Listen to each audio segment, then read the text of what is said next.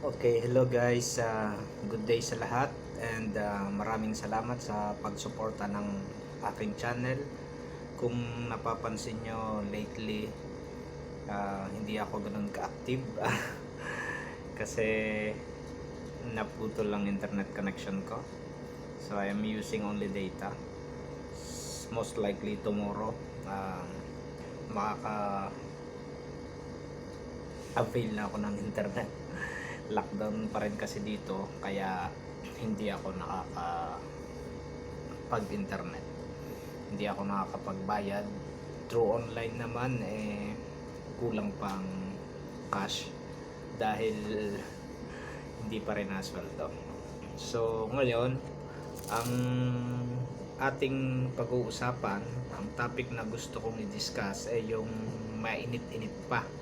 Actually trending na nga siya. And nakakatuwa na isipin na sa panahon ng problema ng mundo, itong COVID-19, still ang mga tao dito pa nagfo-focus and marami pa ngang memes sa internet. And as much as possible, ayokong pumanig sa alinmang side. Ang gusto ko lang ay i-discuss at ibigay kung ano yung opinion ko. Hindi na importante ko kung kampi ba ako sa ABS or kung kampi ba ako sa government. So ganito na lang, ano ba yung timeline? Noong 1995 nag-renew ng contract ang ABS-CBN, and yun nga, alam naman nating lahat, nag-expire ito noong May 4, 2020, kung kaya naka-receive sila ng order from NTC na cease and order, yung tigil sila dahil expired ang kanilang franchise. So tama po ba yung ginawa ng NTC? As per law, rule of law, tama lang yon, dahil kung papayagan nila na mag-operate pa rin ang ABS-CBN without franchise, pwede silang makasuhan ng graft. So ano ba yung napagkasunduan nila sa sessions before sa Senate, na meron kasunduan na ang Congress at ang DOJ ay bigyan ng provisional permit ang ABS-CBN na mag-continue.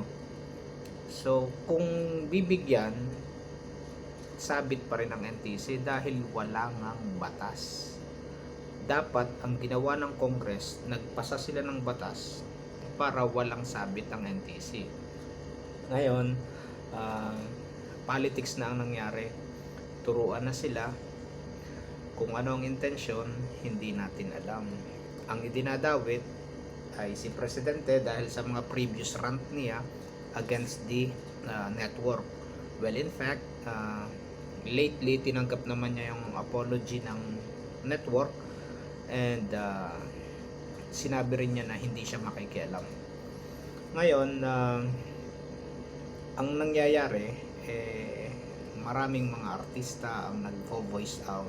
Ang sinasabi nila ay press freedom at saka yung democracy. So para sa akin parang malabo yon, dahil kung oppression ng press freedom, sila lang naman, nawalan lang naman sila ng franchise, nag-expired, pero nadagagamit pa rin nila ang ibang platform sa social media, and andyan pa rin naman ang GMA, ang TV5 at ang ibang network. So walang oppression ng press freedom. So yung mga TRO na sinabit nila sa Supreme Court na mararaffle sa Monday, tingnan na lang natin kung saan papanig ang judiciary. Kasi alam naman natin ang three branches ng ating government may kanya-kanyang power yung mga yan. Ang atin na lang pag-usapan ngayon, possible pa ba na makapag-renew sila, and ano-ano ba ang nangyari. So ito ang timeline. 2014, nung ang president pa ay si President Aquino, nagpasa na sila ng renewal. And then, hindi naman siya inaksyonan. And then, winidraw ng ABS-CBN ang kanilang renewal. So, umabot ng 2016, 2019, and then 2020. Nagpasa sila ng renewal, same documents pa rin. And still, ito yung intriguing factor. Bakit hindi inaaksyonan ng Congress? Tapos isisisi ay sa presidente, wherein the power is in the Congress. Actually, the ball is in the Congress. It is the House of Representatives who will tackle first, and then later on it will be passed to the House of the Senate before magkaroon ng resolution, maging batas, and saka pa lang ito pupunta sa president, sa executive. And then kapag nasa executive na, dun pwedeng ibeto ni president kung ayaw niya, and pwede namang pirmahan niya para may isa batas. So may franchise na ang ABS-CBN, continue na sila sa paggamit ng frequency owned by the government. So when it comes to technicality about the frequency, about the channel, that is a long story and requires in-depth knowledge. So ito na lang. Nung nakaraan na meeting nila about the TV franchise, maraming katanungan sa Congress, and ABS-CBN never responded to the questions and never submitted the required documents after the preliminary hearing. When these questions are brought up, nobody from ABS-CBN executive showed up. Bakit? Hindi natin alam. Sila lang makakasagot nun.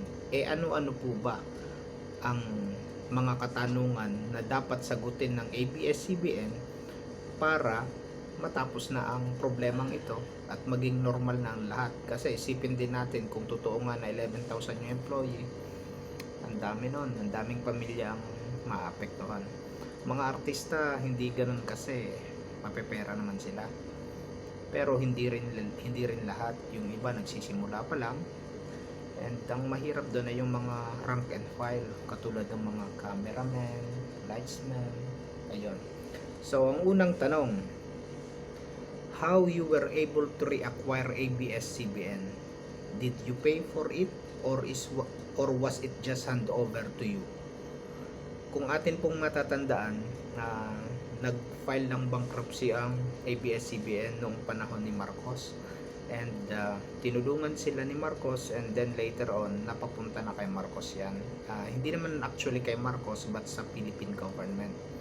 And allegedly, kasi hindi ko pa alam buong istorya niyan, it was hand over or it was given for free by the former President Corazon Aquino.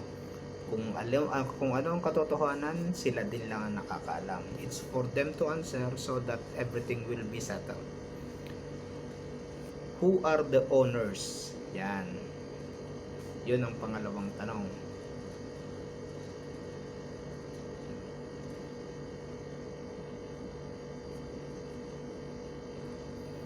Who are the owners? Who were the stockholders in 1986? Kasi 1986 yun nabigay sa kanila.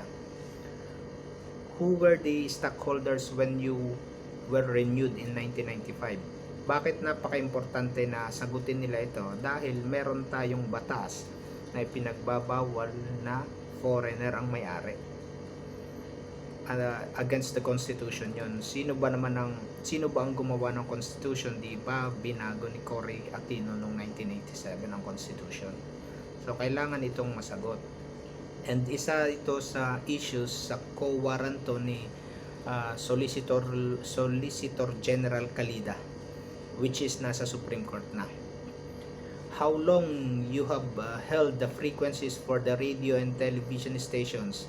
Are you aware that you are supposed to surrender the same after 50 years of continuous use? Ayan. So ito napaka-importante ding masagot. Kasi ang franchise ay hindi right. Yan ay privilege. Is Gabi Lopez a Filipino citizen? Why was he using a US passport until 2002? Are there any other foreigners in your board of management? So, again, dun pa rin sa constitution ng ownership ng telecommunication sa Philippines ang tinatakal nito. Again, part of it yung sa issue raised related sa co-warranto. Can you provide us with your financial statement from 1986 to 2014, including your tax payment, fees, and other charges? Ito, mabigat ito, accounting. So, ito, patrabaho. Pero kung gagawin naman nila, napakalaking network, kaya naman. When did you offer the 30% share in ABS as provided for in the conditions of your franchise? Who are the stakeholders of record from 1986 to 2014? Ito na yung issue tungkol sa stocks. Nagkaroon na ng nasisilip na yung mga bagay-bagay na nagbibigay sila ng PDRs, if I am not mistaken. I think ito yon. What is the World the Tech Company? How many shares does it have in the company? Is it the same as ABS-CBN Holdings, or if so, who are the principal shareholders? Ito mabigat din. Ito kasi separate issue na tinatackle nila, kaya kung pagbabasehan yung sinasabi nila yung urgency or urgent ito, kailangan maipasa ang batas, I think magkakaroon din ng problema kasi kailangan muna masagot ito. How many PDRs did you issue and when? Who are holding these PDRs? What is the present value of these PDRs? And have you been paying taxes as well on this? So again, PDRs, taxes, medyo mabigat. Malaking trabaho. Please submit the list of banks you have been dealing with and how much you owe to each. Is it true that you have 1.68 billion loan on DBP which was written off? Ito yung alleged loan nila na binabanggit ng matagal ng president na na-written off during the administration of President Noynoy Aquino. Kung ano man ang naging basehan, it's only ABS-CBN to answers, and I don't want to prolong any comment regarding that. This is a big issue. Ang sa akin lang ay binabasa ko lang yung mga katanungan based on my research. Actually, this is from Attorney Trixie.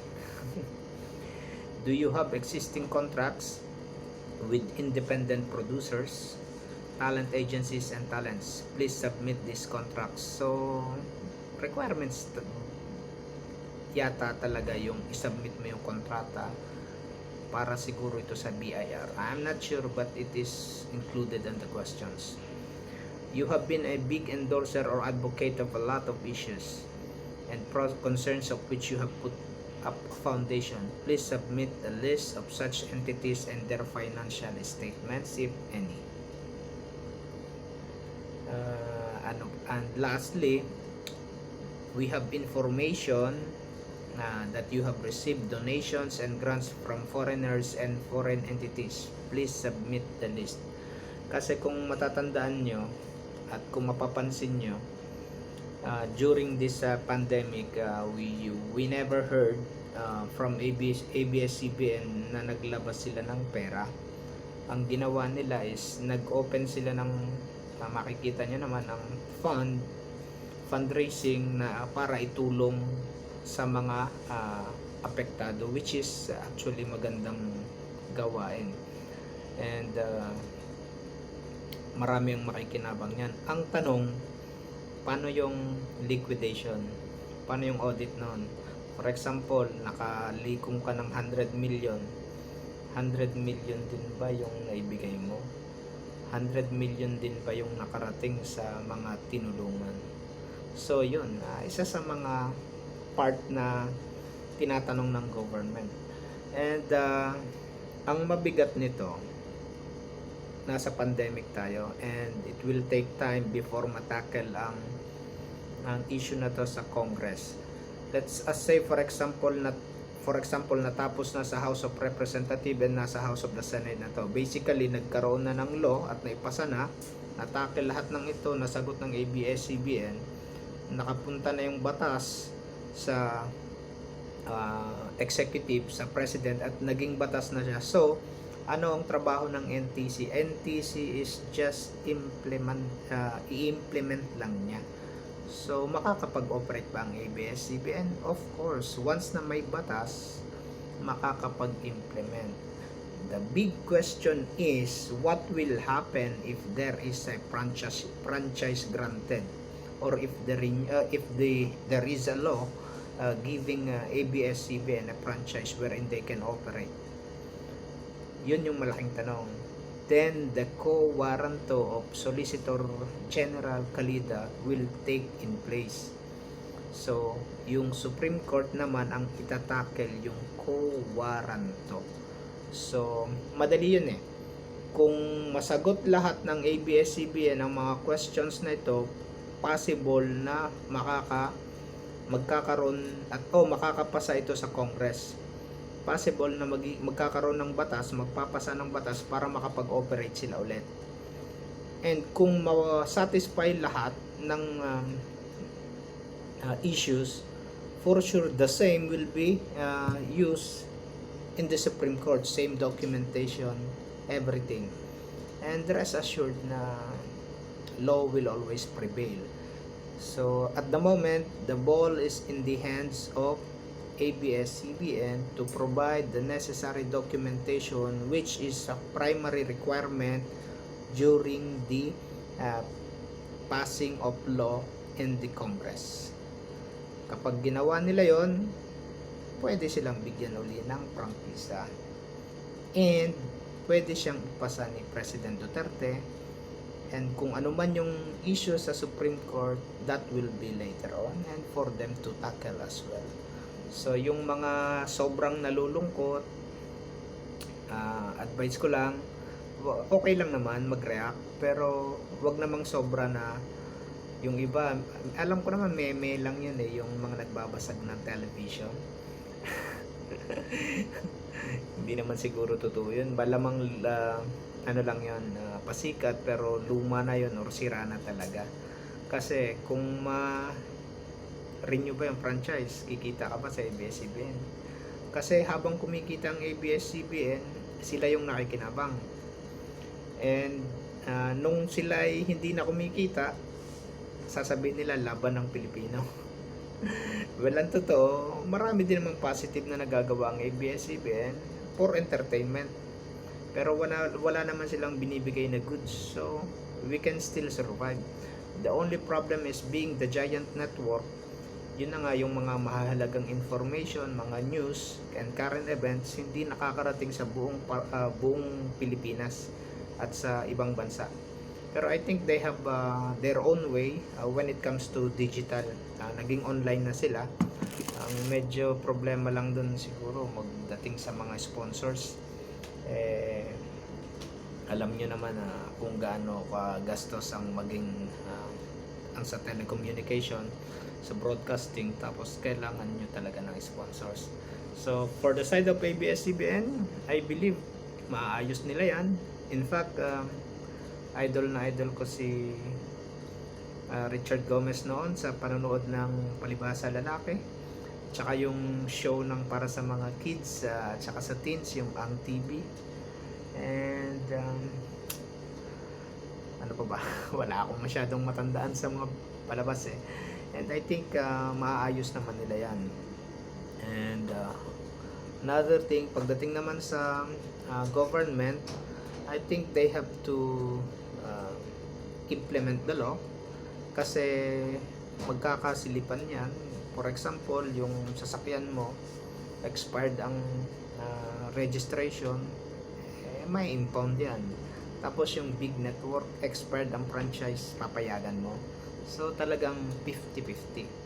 Pero kung ako lang, gusto kong maayos yan for the benefit of 11,000 employees, for the benefit of ABS-CBN, and for the benefit of government and the Filipino nation as a whole.